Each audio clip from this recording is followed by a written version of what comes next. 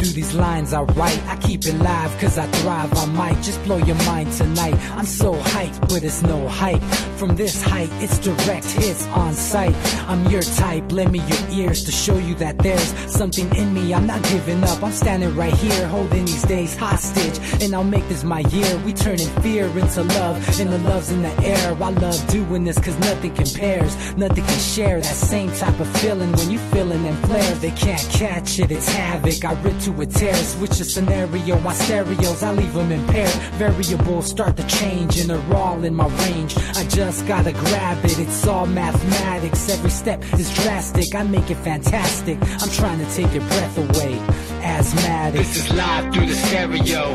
Go and let it blow, blow through the stereo. I'ma let them know through the stereo. Yo, here we go through the stereo, stereo. This is live through the stereo. Go and let it blow, blow through the stereo. I'ma let them know through the stereo. Yo, here we go through the stereo, stereo. Yeah, just nod your head with it, so explicit and vivid. Every image is intricate, intimate. I put my all into it, no scrimmage and no rules. I'm a pro tool, hear my heartbeat, beat into the vocals. I'm so loco, lost my mind, oh no.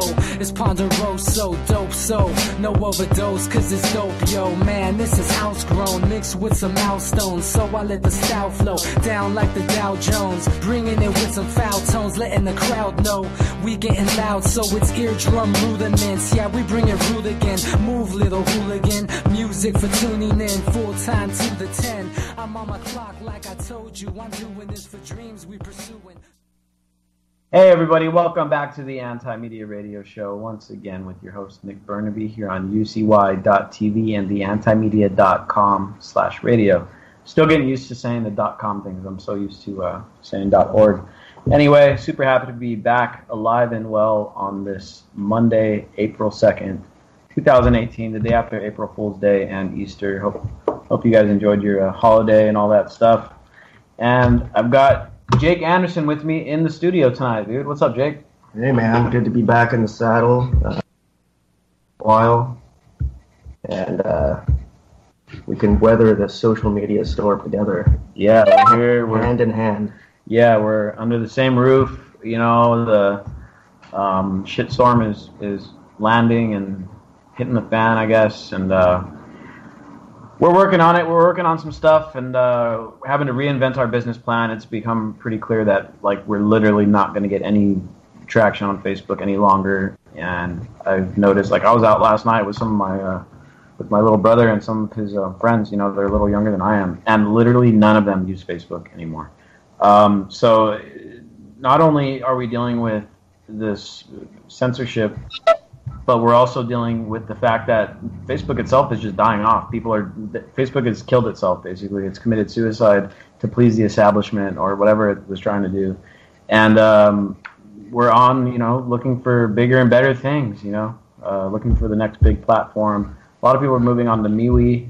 Jake did an article about 10 social media projects that are a little more, based on privacy or decentralization, or just align a little bit more with the values of, freedom and stuff like that. Because Facebook is a big, highly centralized, problematic, basically media outlet, media gatekeeper at this point, where they've ever since the election they've really bent to the will of the establishment, and they removed people like us from the newsfeed, and they've elevated the mainstream media now. So they've kind of reverted they're attempting to revert the media world back to what it was before the internet. And part of the reason why people enjoy the internet was because they are able to find alternate sources of information, trying to seek out alternate views, people who they agree with. They may not agree with the mainstream. They may not agree with Republicans and Democrats. And what made the internet great is that it provided people like us a chance to let our voices be heard. It provided really a decentralization of information for the world, right? And now these people like Facebook, Google, YouTube, Twitter, and I'm sure a bunch of other, Reddit as well, of course, are trying to revert us back to where it's okay, yeah, we're going back to when the mainstream media was able to dictate all the information and dictate all the narratives, because we let you guys do it, and you fucked up our election, and you let Hillary Clinton lose, so we're blaming you guys, and so that's kind of where we're at, right? Yeah, definitely. And I mean, it doesn't surprise me. I mean, Zuckerberg was never trying to create a revolutionary platform. It's very clear he was out to make a lot of money, and he did. I think maybe whatever initial charm he got from creating a massively new, innovative form of technology was quickly overshadowed by his zeal to harvest our data, make an incredible amount of money for it, and to centralize that information in one place. Because from the very beginning, he's worked with law enforcement. He's worked with, I mean, I don't know if they directly work with law enforcement, but they've been working with the government. They pass over their information to the government.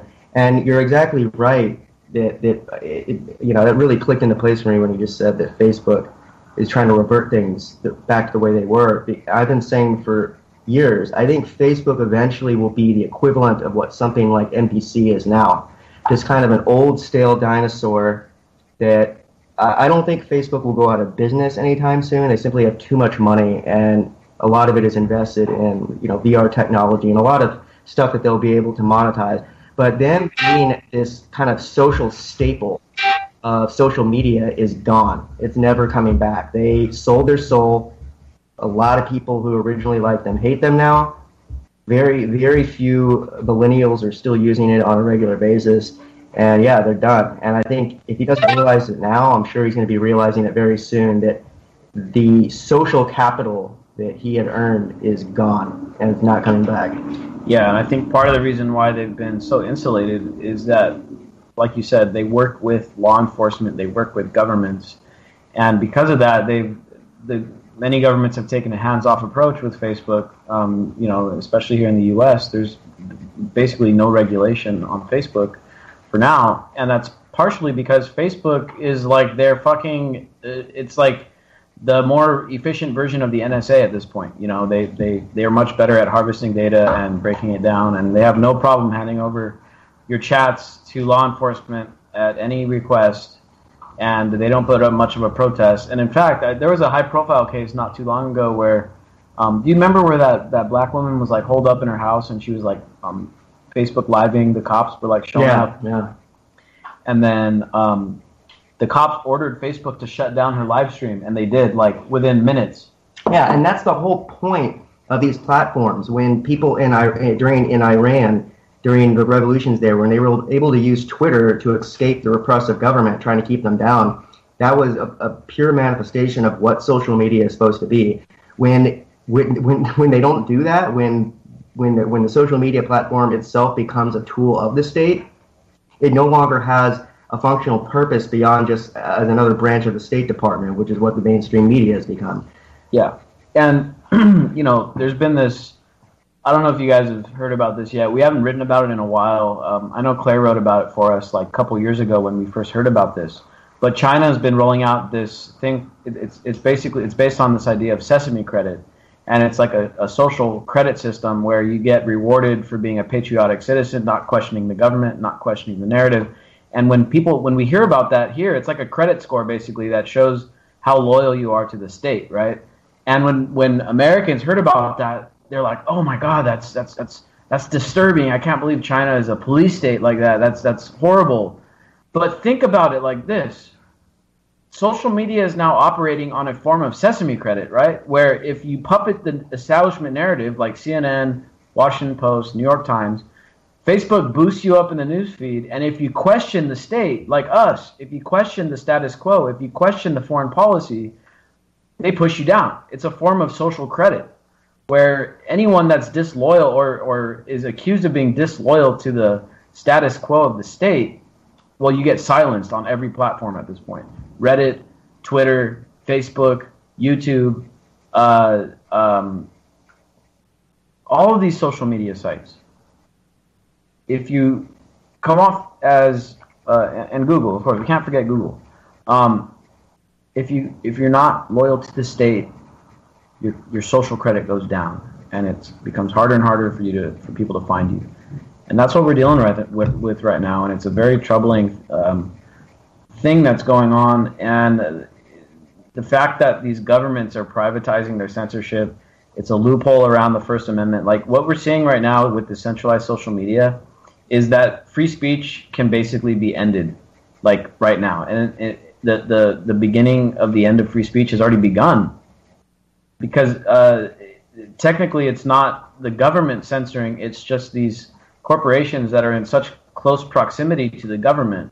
Again, going back to this idea that Facebook and Google and these companies operate so closely and cooperate so closely with the government's kind of just take a hands-off approach and say, hey, Google, do your thing, collect all the fucking data you want. We're not going to put any regulations. We're not going to put any, limitations on what you can collect as long as you just share the data with us whenever the fuck we ask for it.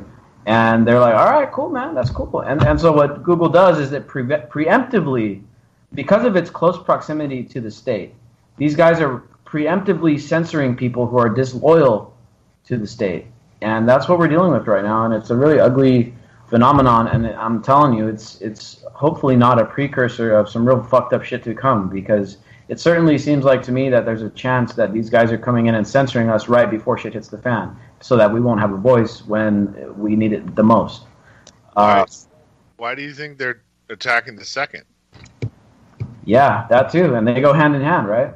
DB Schwartz, welcome to the show, man. How you doing tonight? Just working like a dog, dude. But, I mean, this is what happens when it's still freaking snowing in April.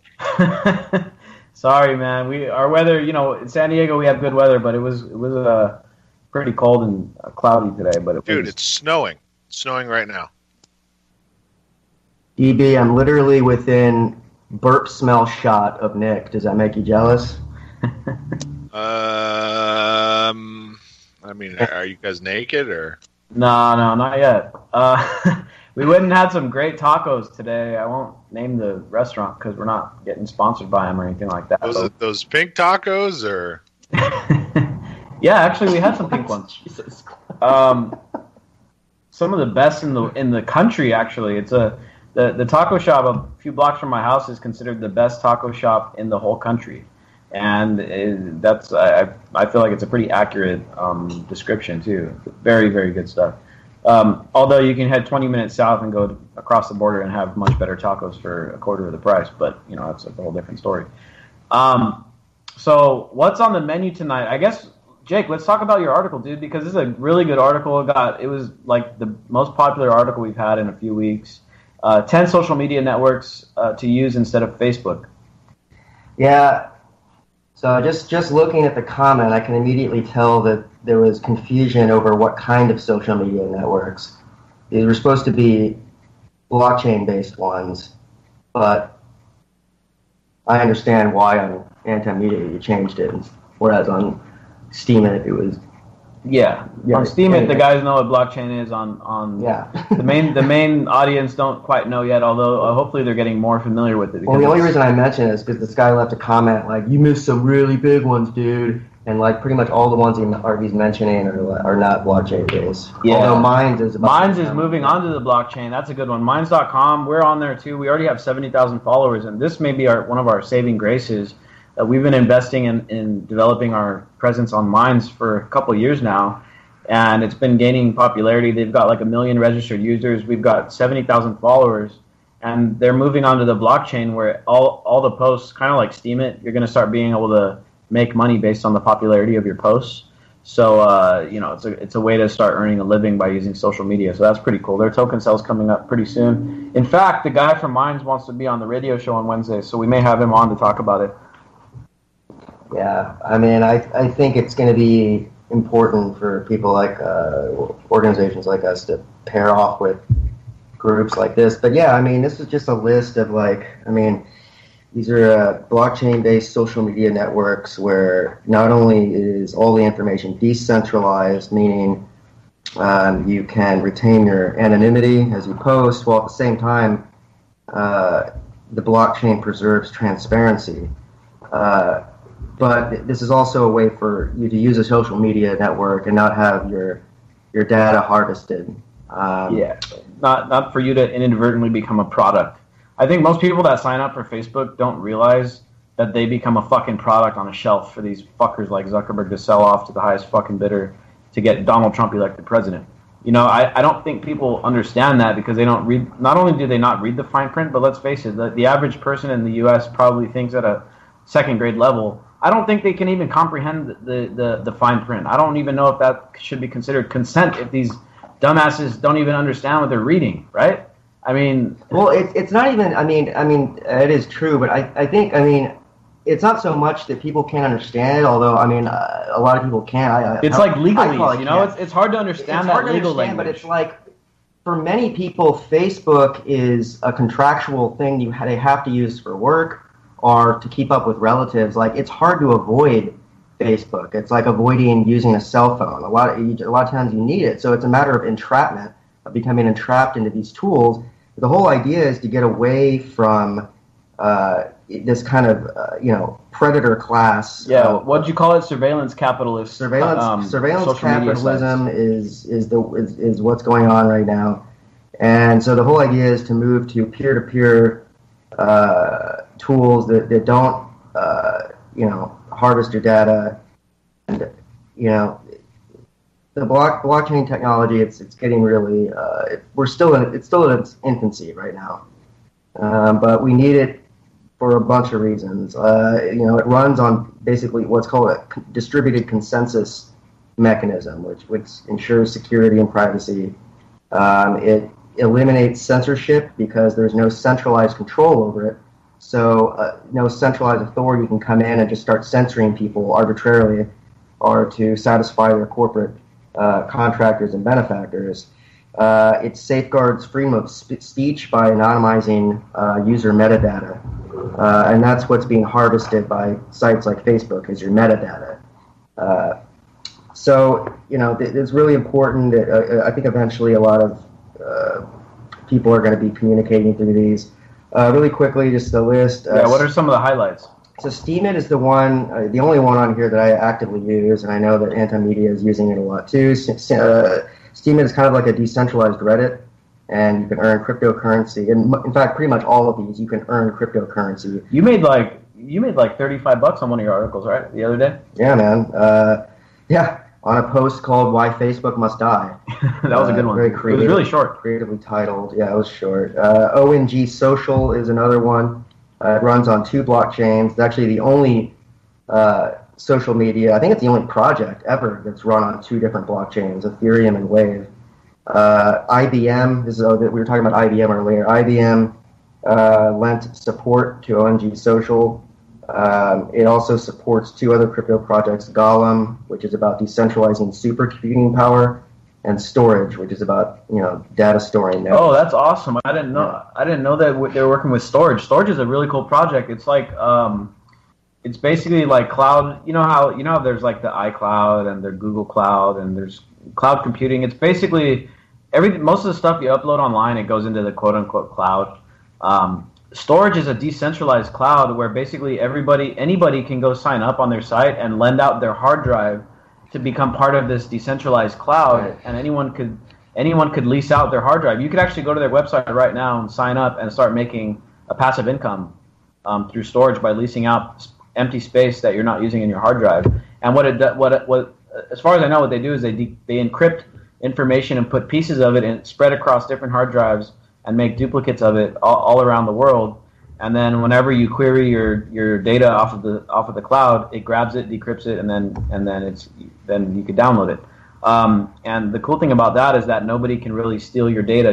Clouds can get hacked, dude. Like there hasn't been I don't know if there's been a big cloud hack yet, but sooner or later, one of these big clouds like the Amazon cloud and the Google cloud, it's going to get hacked, and we're going to see maybe half a billion people get their data leaked online. Yeah, and of course the government will use that to crack down on hackers, which of course will link back to cryptocurrency in a strange, ironic way. Yeah. But another one. Let's run through these real quick. So Sola is a next generation social network. You can monetize your content. It runs on the Sol utility token.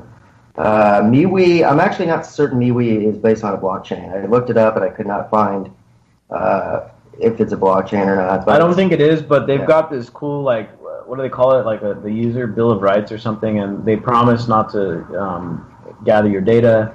They promise not to have ads. They promise to not do any surveillance. So it seems pretty good. And MeWe, I've noticed, has been one that a lot of my friends on Facebook have been. Yeah, a lot of people are talking about MeWe. Yeah. Obsidian is a potential replacement for Facebook Messenger. It's a proof-of-stake Stratus-based blockchain. It can bypass cookie sensors and surveillance. Nexus is one me and Nick were talking about earlier today. It's shit. Can you explain Nexus? I mean, I don't know exactly what they're doing, but it's a really innovative project, 3D blockchain. It's quantum resistant, and they're basically trying to their end vision is decentralizing the whole internet by launching Cube satellites. Now they have a close partnership with I think it's called Vector Rockets or Vector Space System, something like that. But it's a one of the guys that was an executive at SpaceX broke off and started his own rocketing company, and they have a really close relationship with Nexus. In fact, I think the founders may be related to each other in some way, and they're trying to launch these mini satellites and eventually provide a satellite/mesh internet, decentralized internet for the whole world. So a very ambitious project. Which could change the entire way we deliver information in the next several years. Nexus is one that I actually invested in the cryptocurrency before I even knew that they had a social media blockchain or a social media component to it. Endorse is an Ethereum-based blockchain that is a potential alternative for LinkedIn. It promotes a skills economy with its own currency. Scenario has its own. Scenario is something called what they call an attention economy. Just another chance to monetize your content. That's an interesting one. Scenario, I've looked into that one, and it's kind of like it allows people to monetize their existing social media. So with Scenario, let's say you get censored by YouTube and they demonetize your channel, but you've got a bunch of followers that you don't want to give up. With Scenario, you could monetize it. You can add like a badge. I should add that into this. People just have to have like a plugin on their browser, and then they could tip people. Like, so if you watch a video on YouTube from some controversial dude that's been demonetized, or like if you watch a video by Kerry Wedler, our editor-in-chief, who's been demonetized on YouTube, and you're like, oh, this is a great video. I want to tip Kerry like $1, for putting the time and effort into making this. You can do that with Scenario. So that's a pretty cool project. It allows you to monetize existing social media. Another one is Akasha, and these last two are extremely nebulous. I honestly barely understand what the hell they're about, but this is all about monetizing your content without fear of censorship. Akasha looks like it's pretty much across the board. It fuses Ethereum with an interplanetary file system, whatever that means. And then finally, Leroy. Leroy is a Twitter clone, so it's a potential alternative to Twitter. Based again on the Ethereum blockchain, and we'll explain in a minute why the Ethereum blockchain is, such an incredible constellation of apps for people to build projects on. Leroy uses something called a MetaMask, which is expensive and hard to use. However, it represents, quote unquote, the complete disintermediation of Twitter and the death knell of the ad-driven business model. So, interesting. Check out this article. I mean, stuff needs to be added to this. These are overviews of the projects. A lot of this stuff is next generation technology. It's very likely none of these will end up becoming big, but 10 new projects will become big. Like, we just don't know where blockchain social media apps are gonna go. But we do know one thing: we have to move into a decentralized kind of economy so that we can get away from this predator class of people cannibalizing us and putting us on the fucking shelf like a product. Yeah. Like a product, dude. That's the most infuriating thing. They act like, oh yeah, you can use our products, and we're providing a service. They don't really make it that explicit, telling you that you're being put on a fucking shelf for any motherfucker to come up and say, hey, I want that guy's data. Yeah. Tell me what Jake is into. Yeah. How can I bust this guy?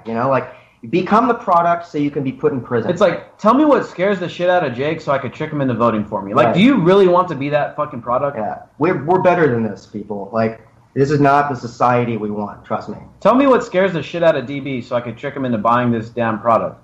And so as the censorship continues, as we start learning more about the depth of the data collection, as we find out more of the collusion between the state and these large media data companies, these projects that we're talking about now are going to gain more popularity. They may not, like Jake was saying, this list of 10 may not be the top 10 5 years from now, but something is going to be. People are going to be seeking out alternatives, especially as this corporate censorship just accelerates. The most recent thing, and I kind of brought this, we talked a little bit about this earlier, Jake, they're now cracking down on basically a bunch of different types of sex work, right? And, I don't, I'm not a consumer of sex work, but sex work it's just like, the ban on prostitution, the ban on sex work is just like banning drugs. All it does is make criminals out of sex workers and make criminals out of the consumers of sex work, right? Which are two of the oldest desires on the earth. Yeah.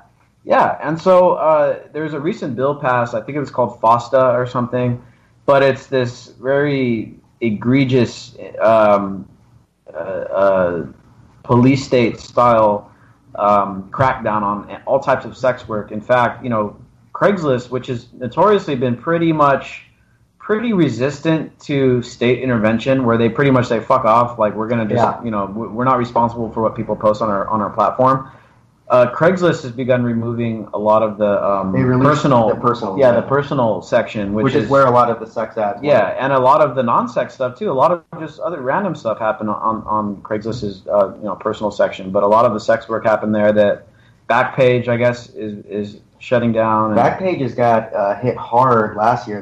They made them take down the escort section. So then everything moved into the personal section, and then it moved in. Now it's moving into the massage therapy. So just like why? Yeah. Why try to crack down on human nature like that? Yeah, and so then there's like more advanced kind of porn where like people can like contact a sex worker and say, hey, I want you to do this, this, and that. And they'll like make a video of it and they'll like save it on like Google Drive or something. Now I just read a report that homemade porn that's being stored on Google Drive is literally just disappearing. Like Google is finding it and just deleting it. Or, the workers are probably fucking watching it first and then deleting it. You know what I'm saying? And then also Skype in their latest, the latest stuff that Microsoft has been pushing through. A lot of the sex work is done through Skype where, you can do like a live chat with like a porn star or whatever. And now Microsoft has announced that it will probably be cracking down on that stuff too. So it's not just sex work, dude. I published on Anti-Media I think last week. On Friday or Thursday or Friday. Microsoft is also censoring obscene language. Yeah. So if you're having a Skype chat with your significant other and are maybe using luscious language. You could be censored for just simply having an erotic conversation with your significant other.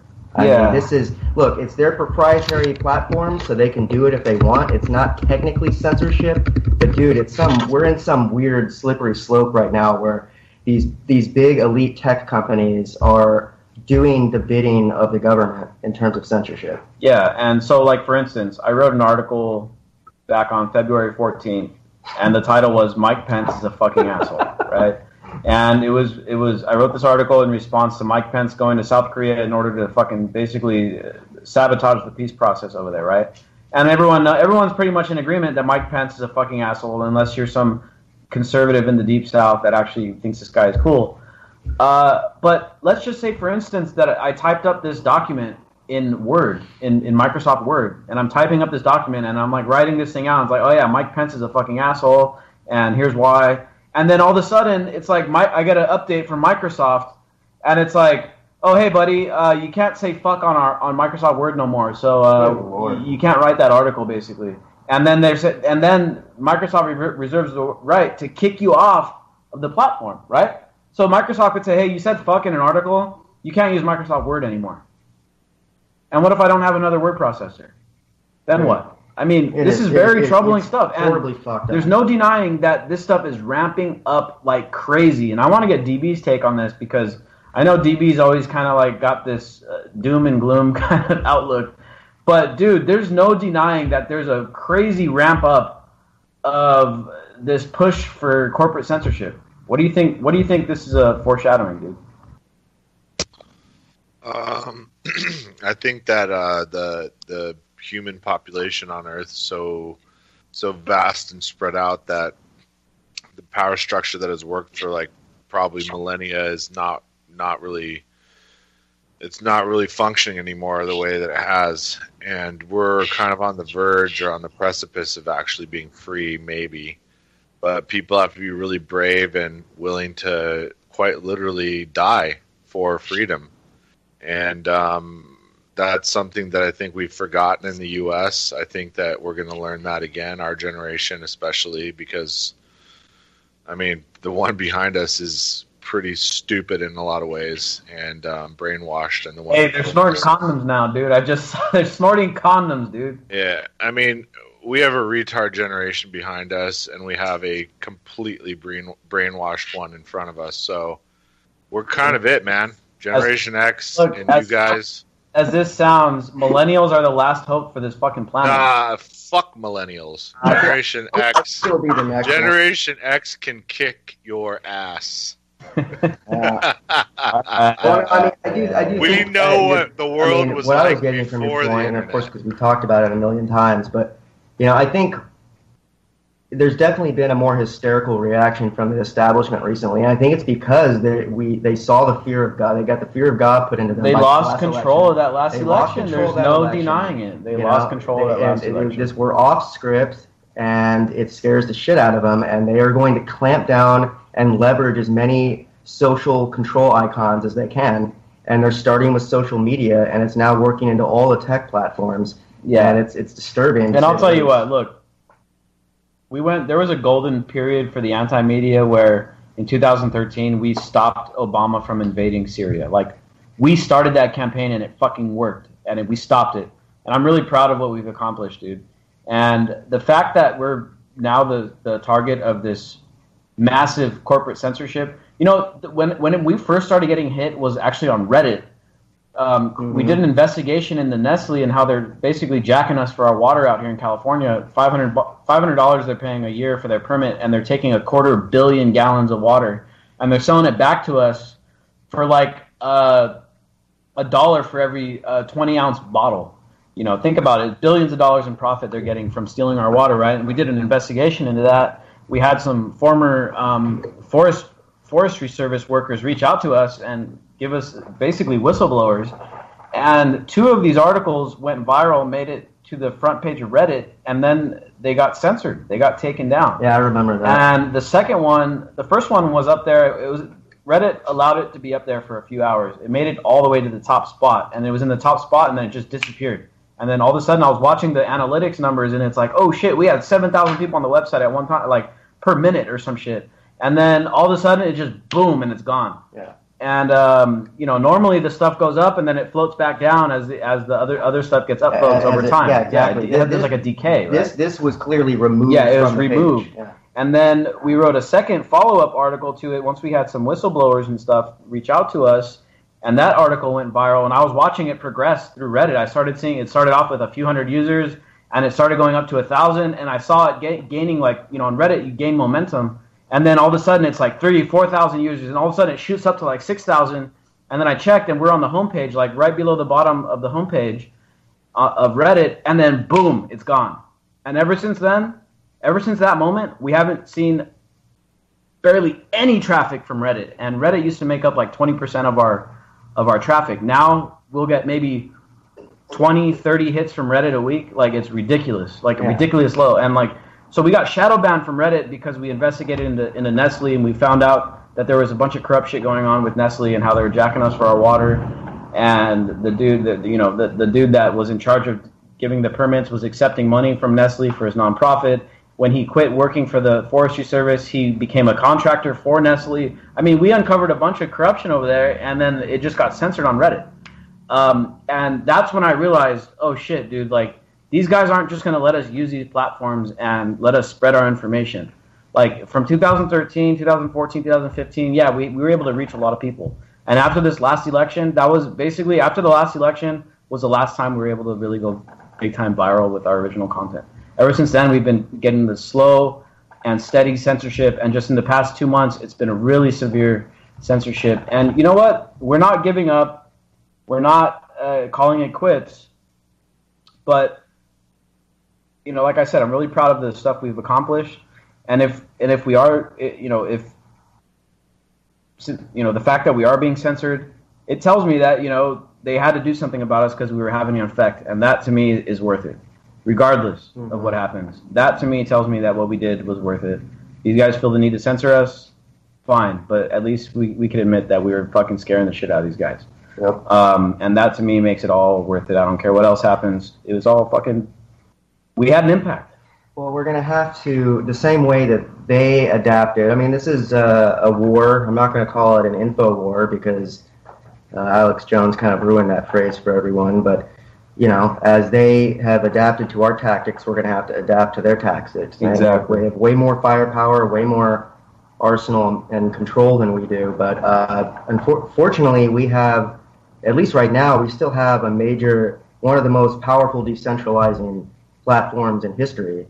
The internet that we can work on, and it's now been monopolized by a few different corporations, and who have clearly shown cowardice in agreeing to work with the government to censor, and it's really unfortunate. But it could, I think, it is going to backfire pretty dramatically on them. It's already for every action, there's a reaction, dude. It's already happening to Facebook. I'll tell you what. All the others. I'll tell you what. You know what Facebook has accomplished? They shut down some of our traffic, but I'll tell you what else they accomplished. They pissed me the fuck off, and they pissed off a lot of other people too. And you know what? We're gonna find a solution. We're gonna overcome these motherfuckers. And you know what? Facebook's gonna die anyway. Facebook's already done, bro. Like like they peaked, and once you peak, like in a company like that depends on hype. And depends on kind of a social psychology like that, you're done, dude. Facebook is going to go the way of MySpace sometime very soon, I think. And hopefully people aren't like, oh, let's go on Instagram now, because Instagram's still owned by Facebook. And, we have a big Instagram following too, but eventually we want to phase out these platforms because there's plenty of things to call them. Let's stick to surveillance capitalist platforms. I kind of like that. Surveillance capitalists. And you know what? These fuckers are fucking statists, dude. Like, they give your data to the government all the time. All the time. Google is developing an algorithm to kill people with drones for the DOD. You wrote about that too, right? Man, that I think is one of the most shocking stories I've personally seen from this decade. The Pentagon, this is the first ever. Obviously, Pentagon has worked with Google and all the major tech companies, but this is the first time that Google took a contract with them, actually helping with military campaigns. The Pentagon is using Google's artificial intelligence technology to maximize the efficiency of drone strikes. So think about Skynet. That. Every time we now search for something on Google, we are supporting the efficiency of drone strikes. Yeah, and you think they're not tapping into these quote-unquote terrorist phones and getting their data and seeing what they're searching for and getting their GPS locations and shit? Do people really still think this is about fighting terrorism? Is this still, is this the war on terrorism? I mean, are we going to use the war on terror for the next 100 years to justify government extremism? This is straight up censorship. I'm sorry, it's not just Google. Amazon is now hosting Pentagon files in their cloud. This is a huge trend that is happening now. It's escalated dramatically. That's how these companies have escaped the heavy hand of the government, because they're not working. They're not enabling themselves to threaten or make the government more efficient. They're actually enabling the government to do what the fuck it wants. And the censorship going on, especially visible on YouTube and Facebook. I mean, there's no denying that these dudes are working hand in hand with the government, either by direction of the government or they're just preemptively doing it to protect their status and proximity to the state. I don't know. Probably a little bit of both, because I know that Google has a lot of employees that work inside of with the feds and with the presidential administrations as advisors and stuff like that. I mean, it's probably they're getting direction from the government, and they're preemptively censoring people to keep their proximity to the government. Yeah, I mean, we can't presume to know exactly how their synergistic relationship works, but it's at this point we can only go on what we're seeing, and what we're seeing is just outright collusion between the messaging of the State Department and new policies by the big tech companies. They're clearly going hand in hand at this point. Yeah. Yeah, dude. You don't want no tequila? The smell of tequila makes me... I got the good stuff. I'm having a fantastic... I got the good stuff. We don't do no Jose Cuervo bullshit around here. Yeah.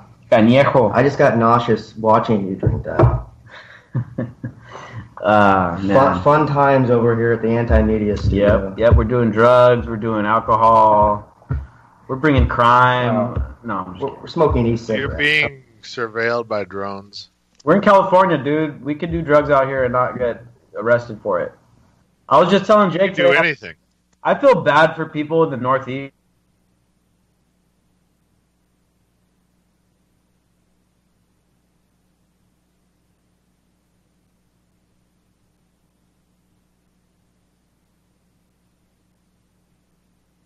They give us the social freedoms, right? Weed has been legal in California since 1992. Gay people are being persecuted. Yeah, and gay people are free, have free reign. They're like, dude, like there's so many like people around here that are gay. No one gives them any shit. Like it's like out here, it's like it's okay to be different out here, and people are totally fine with that. And there's not government oppression on that stuff, unless you want to own guns, which of course is a whole nother topic, because most states can never figure out both sides of the rights argument. They pick one side, the liberal side or the conservative side. You can go to the deep south and it's like, oh man, I got so many gun rights out here. I could walk around open carrying without a permit and shit. And then it's like, but fuck gay people though. Gay people need to get converted over, and you guys can't get married or anything. Interesting point, man. Yeah. I think Nevada is actually one of the states that actually gets both sides of it. But Nevada's got its own corruption problem. You know, they're run by the casinos, and you know, we won't get too far into that. But I was just telling Jake today, I got this buddy out in New Jersey, and he's kind of like a liberal, but like a libertarian-leaning kind of progressive type of guy, right? And he was asking me about the weed laws and stuff, because apparently New Jersey just passed their legalization of medical marijuana, right? And so he was asking me, you know, what is the process? How do I go about getting a medical card? Do I got to go see a doctor? You know, does it mean that I can like kind of carry weed around, not get in trouble for it? And I was just thinking, I'm like, damn, New Jersey has been fucking one of those neoliberal New England states for a long ass time, and they're barely coming around to this idea of weed legalization. It's 2018, dude. We've had weed legalization in California for do I gotta do the math again here? 26 years, right? Oh. 26 years weed has been legal in California, and these fools in the Northeast with their liberal politicians and their neoliberal shit are barely coming around to these, you know, social liberty kind of ideas. And I feel bad for people in the Northeast, because they got all the problems of the neoliberal establishment, where it's just big government Democrats and shit. And they got none of the fucking social freedoms that we have out here. They have fucking dick-faced Kennedy over here drooling on himself with fucking big pharma stocks up his butt. Hey, that's true, though. That's a good soundbite, dude. We should play that on loop. Yeah, there you go. I mean, I've never seen a guy sell out because he couldn't stop people bukkakeing on him.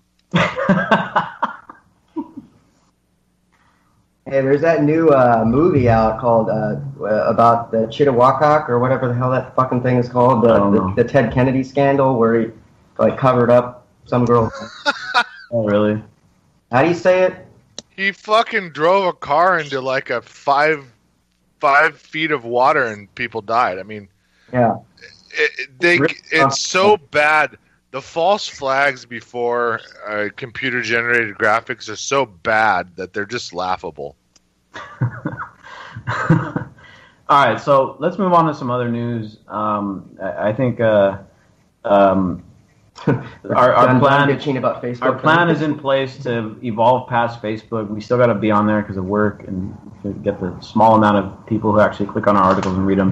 We can still get reach those people. But we're believe us, we're working on evolving past that. We're working on securing some extra funding to help us be able to adapt. Huge shout out to our Patreon supporters. I checked earlier, we had 199. We're almost up to 200 patrons, and so huge shout out to those people. You guys are keeping us going, and we're working on securing some new funding to help us really adapt and hopefully come out of this better off. Because look, we can all agree Facebook needs to die. We can all agree Google needs to die. It's tough on a publisher because it's easy. It's nice. I just go post some shit on Facebook and it gets 1,000 clicks. That was nice while it lasted. That ain't the reality no more. And also, it caused complacency. You know, I became too complacent on Facebook, and people who use Facebook to gather their information have also become too complacent. I met one of my friends last night I was hanging out with. He's like, yeah, bro. He's like, I don't use Facebook. I just go to the websites that I actually like, and I read their stuff. And, you know, I go to the anti-media and read your stuff on a regular basis.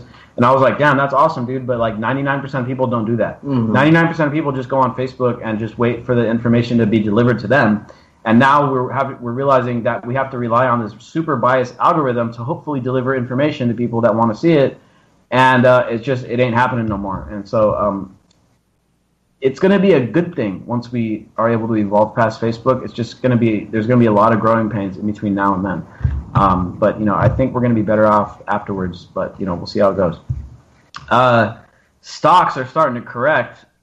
Worst beginning of the second quarter since the Great Depression. This is kind of expected. I mean, the stock market was like overheating for a long ass time, and it was reaching all-time highs and stuff. So, I mean, it had to come back down. Is this the beginning of the next big correction / recession? Maybe. Hopefully. I mean, you know, we've been kind of calling it for a while here. Hopefully not, because it's going to mean a lot of pain and suffering for a lot of people. But hopefully you guys have been kind of knowing that this system has been unsustainable and making adaptations to it and preparing yourself for the eventual. And then a lot of stuff coming out about China and how they're starting to price oil in the yuan. This is a big thing. It's the war on the petrodollar. So we're talking about the stock market getting into a correction. We're also talking about the dollar being challenged more than it ever has been challenged since we became the dominant monetary system after World War II. This is the first legitimate challenge to the dollar. It's coming from China, who we can't really touch. We're now in a trade war with China. They introduced tariffs on 128 American products in retaliation to Trump introducing tariffs on some Chinese products, including steel.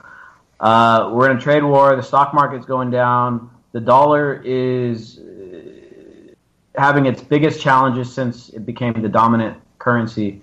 Just long story short, we're in for some very, very interesting financial times coming. Hopefully, you know, years ago we were talking about stocking up on gold and silver, precious metals. Recently, we've been talking about cryptocurrencies. I could definitely see Bitcoin and gold and silver being a benefactor of economic instability and stuff like that. No financial advice, but, you know, take it how you will. Hopefully, you can prepare for that stuff when it comes. Gun control. Get life insurance. What's that? Just remember to get life insurance. Life insurance. All right. Gun control stuff, right? The debate's going on. The kind of let's talk about those marches first of all, because every time something what a bunch of hogwash. Look, every time something like this happens, I'm kind of torn, right? Because I went to the Women's March, and I went to one of the big women's marches in LA with 500,000 people. I went to the main rally in Las Vegas, and I was definitely conflicted because we talked to some of the activists that were marching, very genuine activists who were knew the issues, had genuine solutions to the problems, and I agreed completely with a lot of the stuff they were saying. On the other hand, the people who were organizing the Women's March were straight up out the DNC, straight up out of the Democratic Party, straight up trying to get, register people to vote Democrat in the midterm election. So the organization of the Women's March has been hijacked by the Democratic establishment. And the activists that are coming out there, and especially after the Me Too thing, have been taken advantage of by the Democrats, basically. The same exact thing has gone on, from what I can tell, with this March for Our Lives, where these kids are out there marching against gun rights, or marching for gun control or whatever. The kids, look, if I was in high school right now, I'd be frustrated as shit too. Like, these kids I'd probably just ditch all the time, wouldn't you, Nick? Like, that's what I did, and like, these kids are so unhappy in school right now. It's so sad that all these kids are being forced to go to these schools that they hate going to. I used to if I had a choice, I would only show up at school at lunchtime so I could hang out with my friends. Like, I hated being in class. I hated the teachers. The teachers mostly hated me. I had a few good ones, but generally they didn't give a shit. But the Democratic establishment's fingerprints are all over the organization of the March for Our Lives. So, again, I'm torn. I feel for the kids. I know they're frustrated as shit. To add on top of all the frustrations they got, they're getting shot up in their schools. And how pissed off would you be? You're already in school. You fucking hate it. And you hate being there. You hate the criteria. You ain't learning shit.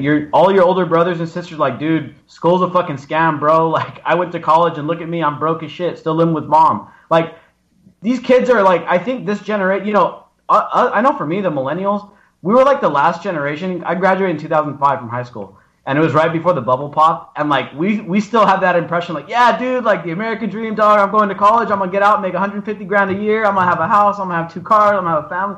Like, we all thought that shit was real, right? And like, look at us now, where everyone's broke as shit. Most people living with their parents. Nobody owns a house. Like, most millennials don't own a house. I got like one buddy that owns a house, and that's it.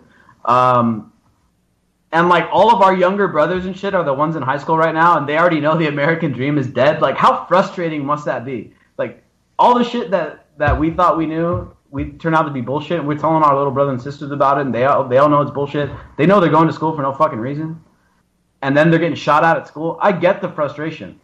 However, at the same time, there's no denying that the Democratic establishment had their fucking dirty fingerprints all over that march, and it's sickening. It's sickening to know that these motherfuckers are hijacking the deaths of a bunch of kids for their fucking political party. That makes me sick, dude. Yeah, I mean, it's a complex issue. I mean, I would put it right up there with the abortion, as far as you have a lot of extremists, and then you have a lot of people that are genuinely morally torn over what the right answer is. But I do agree with you. I think at the core, a lot of the anger coming from the kids is not so much an anger against guns. I think it's an anger against growing up in a kind of predatory establishment that has no intention of improving or getting better and helping them in any way whatsoever. And so I think they're displacing a lot of that with a clearly understandable fear when someone comes into your classroom and mows a bunch of people down. I think it's completely understandable for those kids to rally against the guns, even though it is a little mistaken. I think in terms of whether gun control can be passed, whether it would stop people from dying. I mean, you can ban all the guns you want, but millions of people are still going to die every year from our military operations. Yeah. So I think it's just a lot of issues conflating into one. And we're seeing the fruits of the confusion our society has reaped here. Yeah, and it was like you can't ban guns without creating a civil war. Like, I don't understand why people think that would just happen. Well, yeah, and to be no one's saying we're not going to ban guns. They're trying to pass, they're trying to get a win for their side. They're trying to pass like a bump stock ban. They want a political win. They want a political win, and they really don't. I don't think anyone thinks that we're going to ban guns. And honestly, the Democrats. But they're not even a different side. They're the same. They don't care. But look, that's the thing. Just as every time there's a shooting, the NRA and the gun makers sell more guns, the Democrats get more voters too. Yeah. And so the Democrats don't want to actually fix the gun problem. They just want to make it into a political fucking football that they can score points with. You're totally right. That's all it really is. They don't give two shits about these kids dying, because if they did, they wouldn't be supporting all these fucking wars. Well, it's not like they're disarming their own private security teams, these fucking scumbags. They're exempt. California politicians, in fact, are exempt from the law. Jerry Brown, I heard, has a Derringer stuck up his butt. Only cops and troops get guns because we know how morally efficient they are. Cops are to be trusted. I mean, seriously, these people should just. I mean, dude, honestly, like disarm these guys' private security teams and see what happens. Actually, hey, that's not a bad idea. If we really truly disarmed the political class, we'd see a real revolution. Maybe. Yeah, we could disarm them. Yeah. I'm all for gun control. If we're talking about gun control in the damn government. Across the board. Yeah. So, on this topic, one of our big stories of the day on the anti-media, despite gun ban and knife control, London violence surges past New York City's. So this is based on some new statistics, big report come out of the UK, out of one of their conservative newspapers out there. We're finding out that gun control, they banned most guns in England. I think there's still there's exemptions for some guns that are only used for hunting, basically.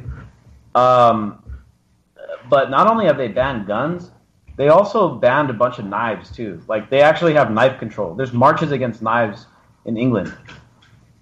And despite all that, violence has been surging in London for years now, regardless of the gun and knife control. And now it's actually more violent than New York City.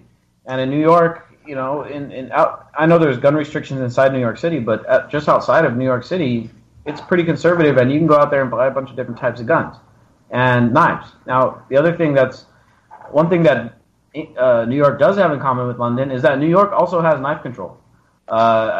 Many, many knives. In fact, people get arrested for pocket knives all the time out there and go to jail for that shit, which is a whole other issue. It's a big civil rights issue in New York where people are trying to fight for knife rights, which is, you wouldn't think it. You think, oh, yeah, oh, my God, England's ridiculous for, trying to control knives. You know what? Concealed carrying a pocket knife above 5 inches is illegal here in San Diego. You can carry it on your hip, on your waistband, as long as it's visible, but if it's in your pocket and you get pulled over and the cop measures it out and if it's too long, you're fucked, dude. You're in trouble.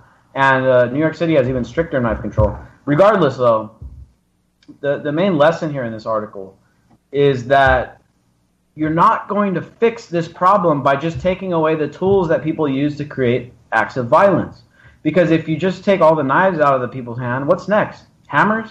Hammers kill a bunch of people. People use hammers to kill people all the time. So what are you going to do? Are you going to ban hammers? Are you going to ban power drills, power tools? What do you do? What do you take away next? The issue, in my opinion, and I think a lot of the writing I've done recently has been supporting of this, and a lot of the research that I've been looking into, is that it is not about the tool. Sure, if you have a fully automatic weapon, you could gun down 50 people, in a much quicker amount of time. But if you have a violent society, taking guns and knives away from those people, they're just going to grab, the other thing they're using now in England is acid. They're throwing acid on people because they don't have guns and knives. They're throwing acid on people. That's an epidemic. Well, dude, all you have to do is run over. All you have to do is just pick up enough speed and go on the sidewalk, and you'll kill 10 times as many people as with an AR-15. So just running through a crowd will kill 100 people easy.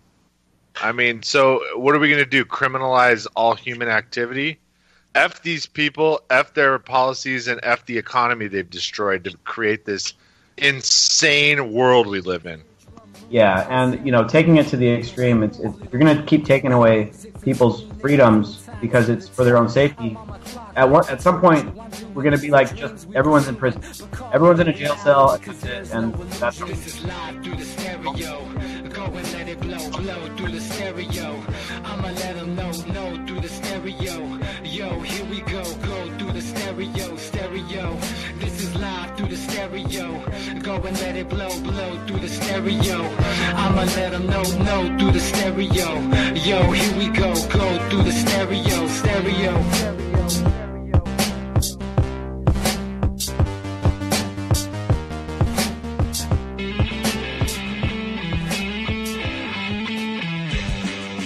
anti-media